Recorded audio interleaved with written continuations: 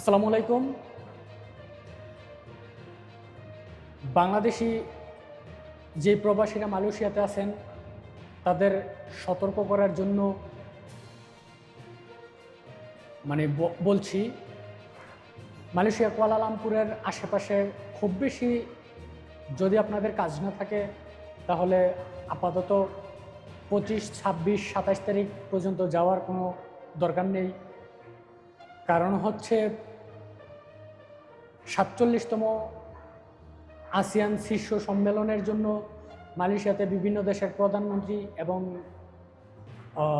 বিভিন্ন দেশের প্রতিনিধিরা আসছে।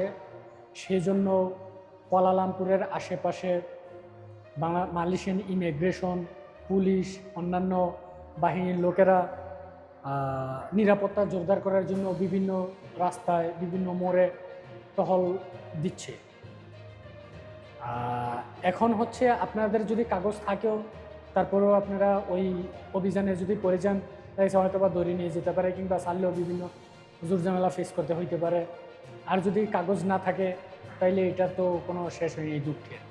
তথা খুব বেশি একদম প্রয়োজন ছাড়া আমি মনে করি আপাতত এই মালয়েশিয়ার কুয়ালালামপুর পরিহার করবে।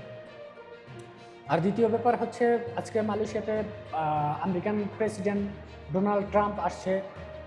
আসিয়ান সেখানে সম্মেলনে আমেরিকান প্রেসিডেন্ট ডোনাল্ড ট্রাম্পকে আমন্ত্রণ জানাইছে। সেই জন্য আমেরিকান প্রেসিডেন্ট ডোনাল্ড ট্রাম্প আসছে।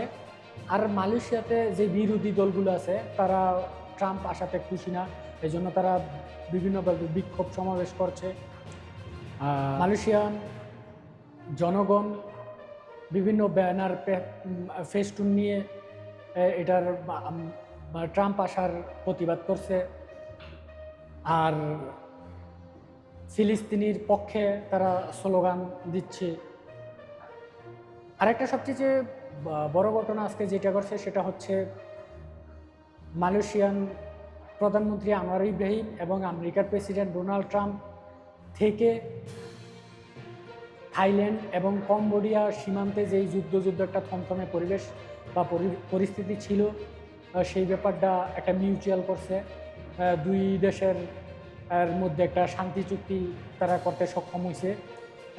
বিশেষ করে এই ব্যাপারটা খুবই ভালো হয়েছে, কারণ পৃথিবীতে বিভিন্ন দেশে যুদ্ধ বিগ্রহ চলছে। এটা যতটুকু এগুলোর থেকে অ্যাভয়েড করা যায় বা এগুলোর থেকে দূরে থাকা যায়, এটা মানব জাতির জন্য কল্যাণকর। ঠিক আছে, ভালো থাকবেন, সুস্থ থাকবেন, সুন্দর থাকবেন। হয়তো বা অন্য কোনো জায়গায় অন্য কোনো টপিক নিয়ে আবার আপনাদের সামনে চলে আসবো। ভালো থাকবেন। আসসালামু আলাইকুম।